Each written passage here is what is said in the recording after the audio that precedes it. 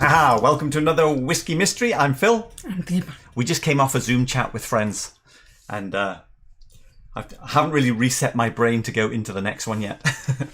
Michael, if you come in... No, he's not in yet. Anyway, before we get started, we're going to have to retire Nika from the barrel, off the shelf, mainly because... Oh, there's a tiny little bit left. Mainly because I finished it after last week's show. So it's not off the shelf, but it means that we're keeping the live ones still going. And something else. What else was on my list? Oh yeah, Tomatin. I was saying top shelf. This is where it's ended up. Mostly deeper. But we did... I did not like that one. We did prefer it over the Craig Ellicky 17, but then you liked Ugadal better. So it's found its home here. Still, I saw it yesterday in Total Wine for $88. For an 18-year-old, 46%. It's worth it. Totally worth it. Okay, one other. Oh, is this? This is another failed we're not buying any more whiskey attempt. And now we have a single malts of Scotland, Ledaig, which I found tucked in a corner. That one. Well, I like this 13-year-old Ledaig, which is Amontillado, and this one is an Oloroso. I wasn't try. Yeah, I know you want to try it. I've never tried it before. I'll just show the colour. So there you go. Hopefully that would be... See, I thought it might be something like the Longrow 14 or the Edradour. Anyway, the other dirty sherry monsters. No, is this? Yeah, dirty, smoky sherry. Right. I think everyone's in. I think we should get started. What are we going to be doing today? Bottle number 180, picked by Gigi, and this has got me totally confused, I must admit. At one point, I've gone from sherry to bourbon on this one. Anyway, and I mean actual bourbon, not just ex-bourbon. Yesterday's glass, what do we have today? It's no status. Caramel and char. That's more or less what I get. So, a little bit of charred caramel. Quite pleasant. Not too funky. No cheesy stuff going on. Very bright. Now.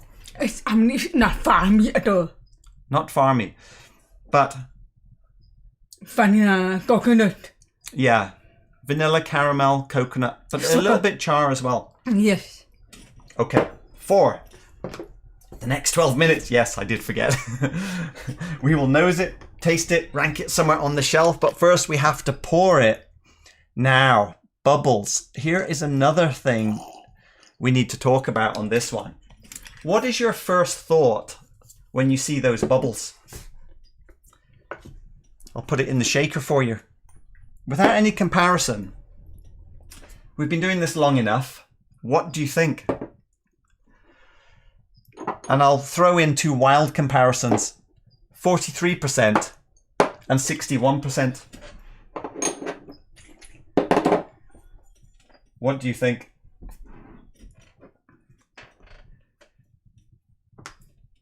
I realised I haven't started the viscometer, have I? Because when I first looked at this, I thought, oh, it's really high ABV. And then when I was nosing it, I was thinking, well, no, it can't be that high ABV because it's not, it's not nosing like it's full of spirit. Start. There we go. But the thing is, the bubbles they're much bigger than 43%. Let me do it again. Right? They look like big fat bubbles. But then they do disappear quickly. And that is quite similar to when you have a 60%, you have these big fat bubbles that disappear fast. It's a be 31, but I'm not 31. Anyway. It's not 60%, is it? No. But fire. But the bubble characteristic is very different to what we would normally get from a lower ABV Scottish whisky, because they're normally small bubbles that disappear quickly. So that set us off on the wrong foot to start with. And I think it's a freshly bought. see, that's quite bourbony. It's like an apple and bourbon to me now. But there's no perfume in it. At one point I got scared and thought, is it actually a bourbon? Is it Buffalo Trace or something? But then it's not dark enough, is it? Yeah, so not that spirity. I'm presuming we are in the 40, 43, 46, possibly 48 range, but... It's what a prune. Prune? Well, see, we first thought sherry, and then we said, no, not sherry. It's more like first fill bourbon. So we're not going to be very much help today, I can tell you. Coconut, vanilla, prunes, all over the place. No, but I don't think it is prunes now. I don't think there's sherry in this. I'm thinking it's more like first fill bourbon, where you get a much richer bourbon. But I really don't know. But a bit of dirtiness. There's a little bit of dirtiness in here. And there's quite a bit of bourbon-like flavours. Well, not noses. anymore. I'm gonna get bourbon. See, because it's got that sort of oaky, bourbon oakiness at the end. I'm getting a dust of a perfume. Oh, that's right, because I had said it's like fresh pipe tobacco and sponge cake mixed. So, see, it could be a charred bourbon barrel. With a spearmint top. This gets more and more. I get more and more nervous now because I'm like, I could confuse that for a bourbon. It's very mild. It's like a very mild bourbon. Now we've thought Old Perth was a bourbon. We thought Redbreast 21 was also a bourbon. Is it? So maybe going to be Irish. It's a bourbon with pine needles, a bit of sponge cake, and a little bit of apple, maybe. I'm keeping my eye on the viscometer. Are you watching the viscometer? Is it my duty or your duty? Okay. Right, I'm going to pour a little bit and add the water. We're almost done.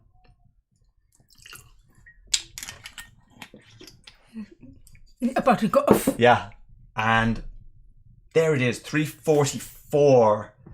Okay, 344 works out at 109% viscosity of the Russian vodka.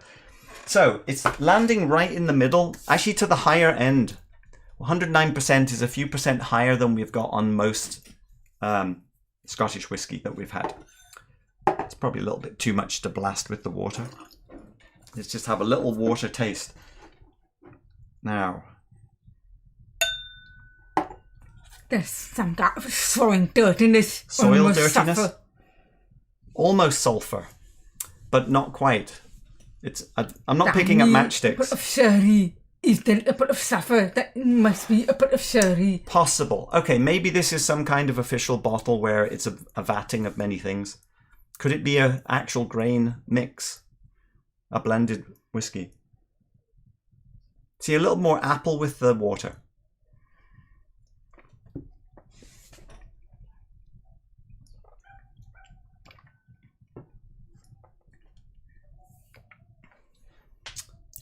Not getting any sherry. Very best. And it's not very strong either.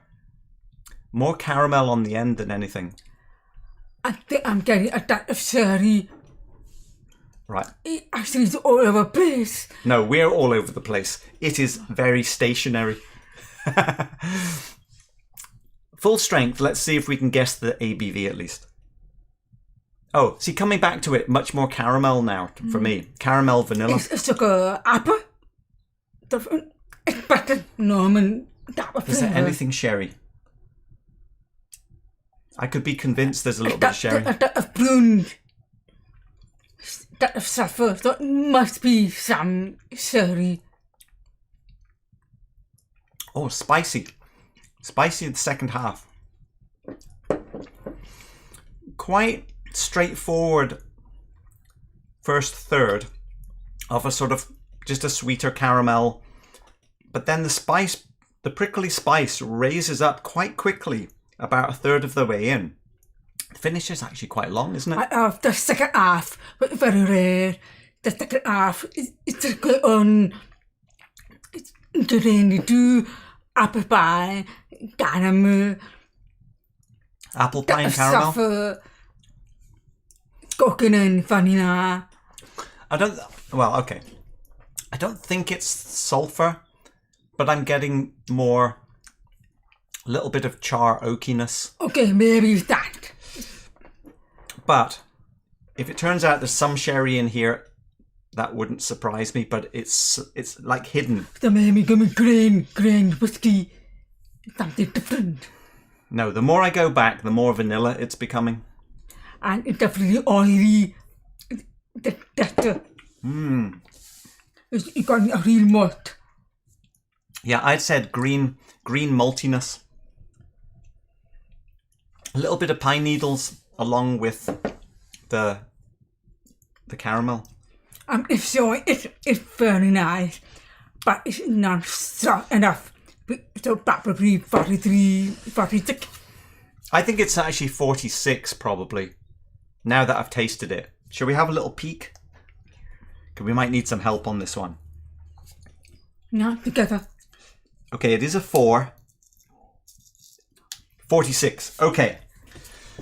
Now, we know we're in a world of 46s, and there is a lot of 46 percenters, aren't there? Let me see. What of many could this be? Now, even if it's 45.7, I've probably written 46, but Balblair, Benriach, Brookladdy, Kleinlish, Craigellachie. Oh, look, there's so many. I think you're going to have to open the spreadsheet yourself. I'm kind of looking for things that may not be Scottish, to be honest, because I'm so unsure what it is that I'm drinking. It's not familiar territory at all. So something that just went past. In terms of the painting, it's a little confused as well. There is this base of carameliness, but there are these little green things and dirtiness at the bottom, which isn't peat, but tobacco leaf type of thing. It's quite mushy.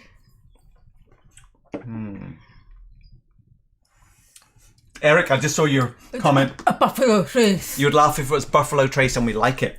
This is a good point, because the more I went back to it, the more I started thinking, this could actually be a bourbon. So much so. But it's impressive. The second half, I finished. I can remember I finished for bourbon. Well, The finish of the pan. this is 50%. Hold off on that. Right. Better or worse?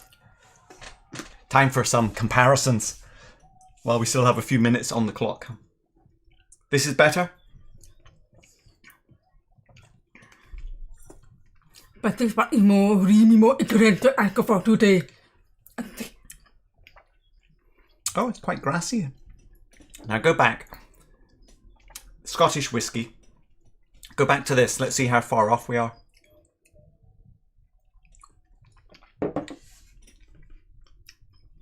Alcohol today. Okay.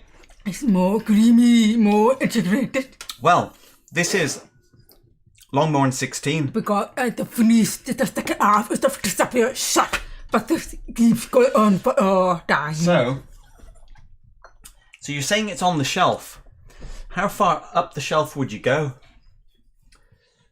I'm pretty sure I prefer these more. I think it's going to be around here. What about the Benriach? That's a bit... I'm looking for something which isn't too peaty. Do we have a... I think we might have a little bit of the Arran left. You try. Okay. Better or worse? You go for it. Arran 18. I'll have a sip of this one first. Time is up. It tastes thinner and more bourbony coming back now. It's more grassy, more dirty. Oh. Smoky. Okay. For me, that Aaron is way better. But let's see if we can pin down what it is. So we're saying it's on the shelf, which is actually a very impressive achievement these days. It is. No, just to get on the shelf is difficult these days. But what the hell is it? Time is up. So I think you can hang on. Grain. I think you haven't actually drunk very much of it, have you? Not really. So you prefer this over the Longmorn? I'm just normally when Deepa likes it, there isn't that much left in the glass. No. Okay, that was definitely a no. It's fishy. Oh, hang on. Let me do this one.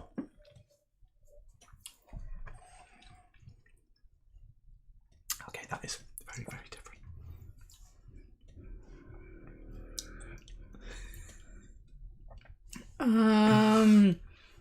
It's strange. It's American bourbon. It's just Yes. very strange. That was Rebel Yell 10-year-old. Oh, that is more bourbon. So I prefer today. So when we come back to this, it doesn't taste like bourbon now.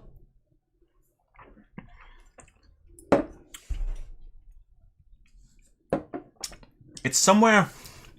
It's also bourbon, but maybe more dry, more rain. That. I'm going Irish. There are two options.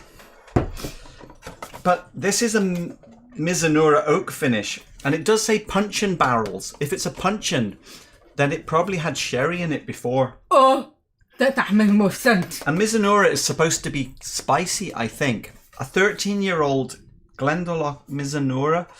This is where my mind is. Could it possibly be lime burners? The Cadenhead 10 we don't know much about other than it's Irish. We have a Solera. Oh no, 43%. I'm just checking. It can't be Buffalo 45. Trace. 45%. Now there's a couple of wild cards here. 43, 45, 45, 45. Hang on. Okay. Could it be Indian Paul John? Or could it be one of the red spot, yellow spots? What do you think? Just tidy up here.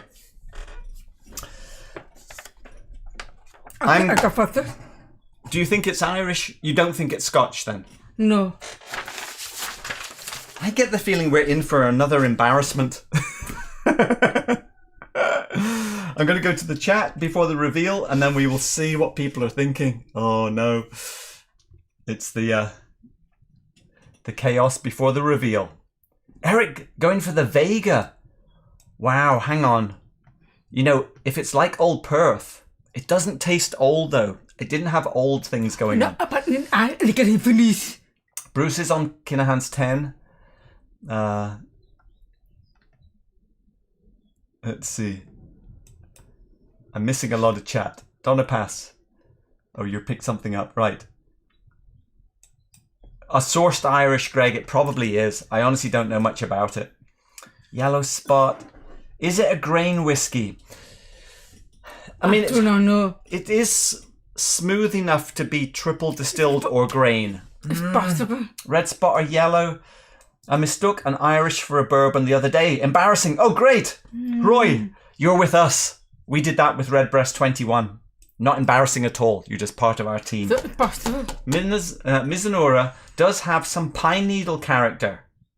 Hing Chung, thanks. That's pushing me in that direction. Let's see. Puncheon is made usually after American oak. Oh, I see. Okay, Greg. Some spot prime whiskey. How you doing, Ricard? Does not sound like Paul John. A lot of suspect non-scotches. Oh yeah. Oh right. I think we just have to. We have to get to the truth. One last sip. I reckon it's very easy to take. It's creamy, oily. If it's not a bourbon, I think it's a whiskey that bourbon people might like transitioning towards more European Scotch whiskey, Irish whiskey. Ready for the reveal? I am anxious for the reveal. I think it's a more simple. Oh no, deeper. I pushed the ready for the reveal button. That's the rules. Are you ready? Yeah, ready, very, very ready. Very ready. 46%. It is 12 years old. What can it be? Oh. Yellow spot. Paul John. 15. Okay, let's go with yellow spot.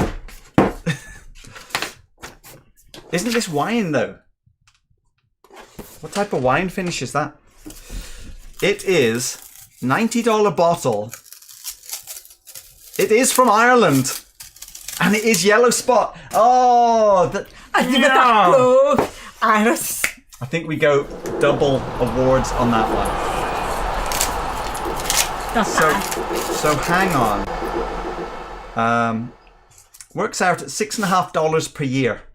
That is a fairly expensive bottle. In actual fact. Easy to take, but I'd rather go for Tomatin 18 for the same price. Oh, that's true. Tomatin 18 over the yellow spot for the same price for us.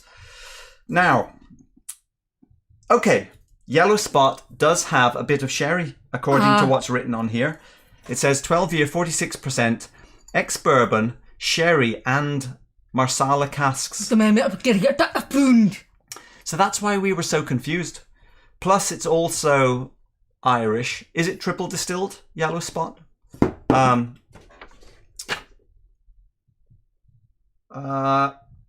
still, single pot still.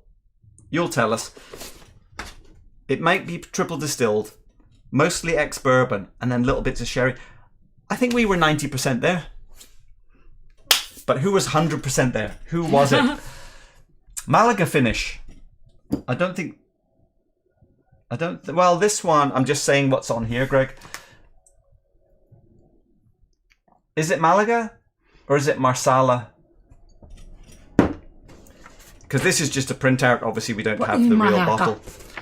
Spanish? Malaga? Spanish? Anyway, let's have the details.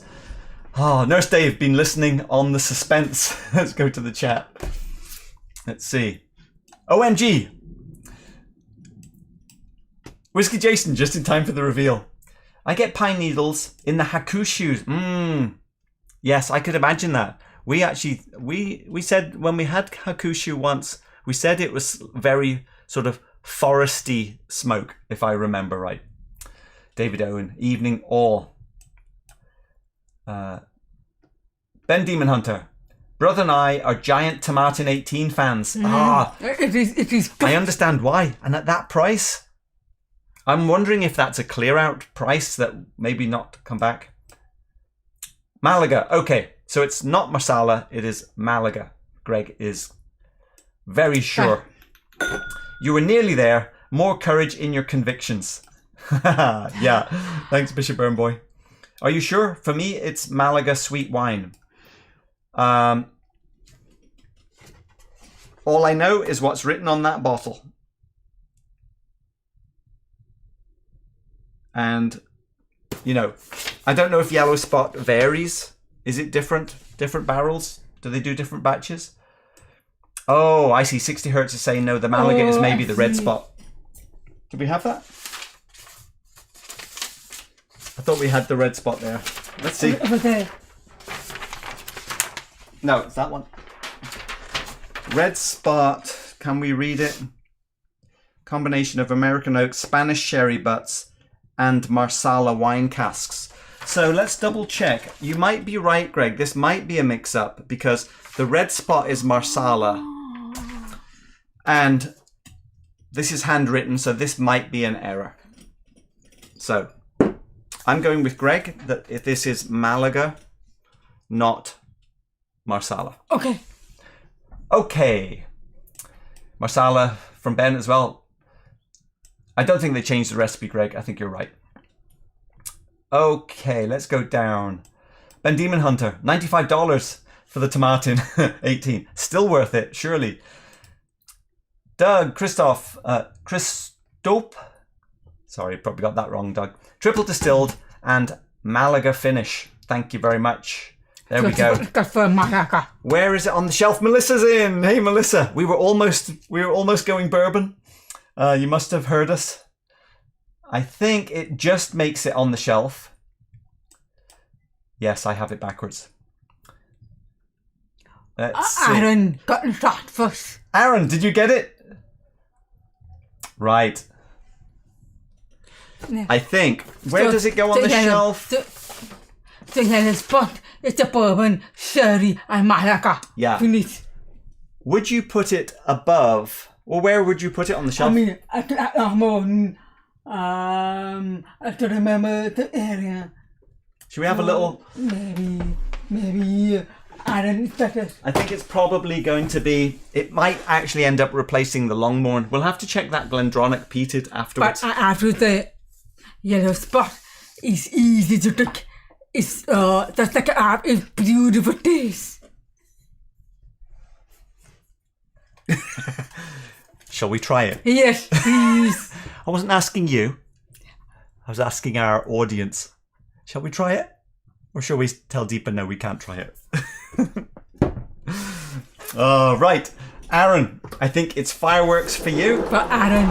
And give us a top shelf, bottom shelf. In the middle, Deepa side, Phil side. You know, I guess we're trying it. Well done, Aaron. Okay. If the Glencadam is off the shelf, then Yellow Spot doesn't deserve a spot. I think... Oh, the Glencadam 21. That's the only Glencadam. Yeah, I think you might be right there. So, see if we can get a glug.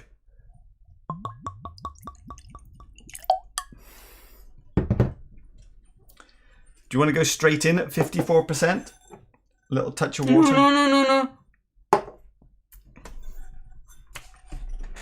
Neck pour. Ooh, the smoke of the peat. 14. Okay, Aaron, let's see. Where are you going to be picking from? Top shelf. Right in the middle. It's not overpowering. Let's go right here. I think not peaty and peaty. Just have a taste and we'll move on. Let me have a go. Oh, that is power, isn't it?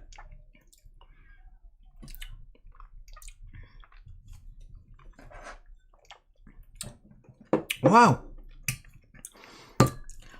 Quite peaty. But after they got me back with the after we give the thumb up, the second half is more after the very sassy. Quite char. Where do you think? I think we're up here somewhere.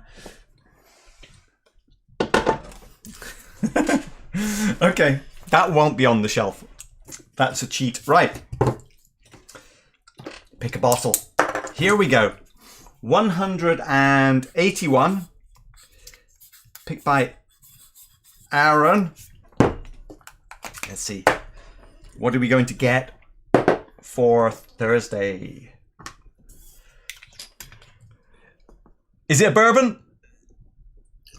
No. Also looks quite light. The probably 43. Looks quite light one. I'm still tasting the the Ledaig. Oh, heavy char along with peat. That type of nose.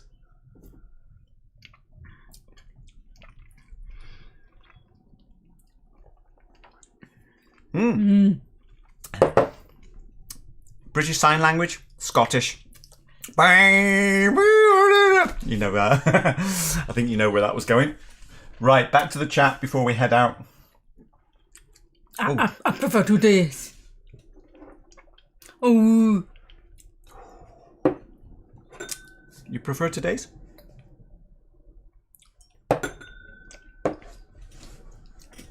Deeper's every wrong. time. Deeper's wrong.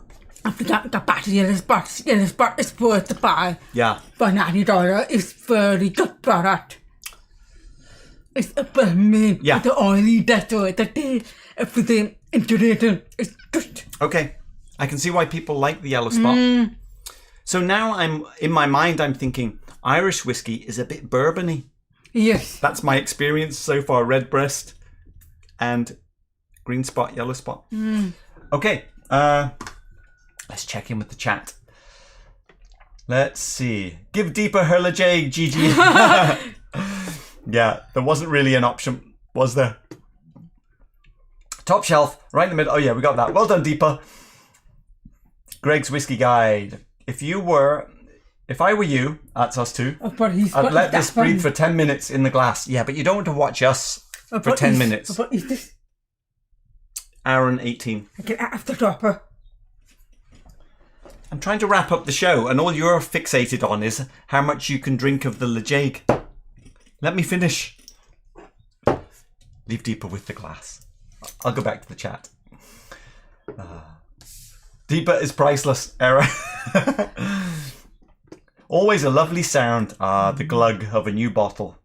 Of course, no water fill. See, but now she wants the water. So who was correct? I got it for the first. You see what I have to put up with? You see? I think we all have the evidence clear that water was needed. Oh, Ledaig 10. Oh, you're out? Come on, Ben. I have to get on the Ledaig train. Where would the Ledaig be ranked on the shelf? Yeah, there you go, Clarence. I think we did throw it up there.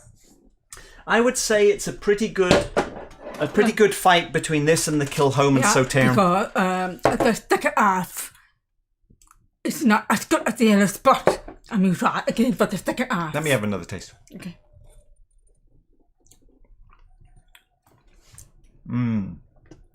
It's all up front, yeah. It's all power up front. Doug, my yellow spot is my best Irish whiskey after Redbreast 12, cask strength, and the 21. I have to say I preferred the yellow spot to the 21, the Redbreast 21 that we did just a few episodes back. I still prefer 2 days over 14. Okay, so this bottle is mine then? I think we all heard that clearly. Deepa does not want any more. Right. I think we're all up to date. We will be back on Thursday to find out what Aaron has picked us for 181. Have a nice Sunday. Cheers all. Chat's still on. See you then. Okay, what to have now?